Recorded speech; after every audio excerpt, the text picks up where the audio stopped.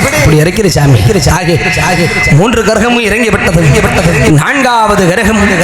இருந்தலைப்பட்டி முத்துமாரியம்மனுடைய பூங்கரகம் திருப்பூர் அருகே இருக்கக்கூடிய இருந்தலைப்பட்டி ஆத்தா தாயே அம்மா இருந்தலைப்பட்டி தாயே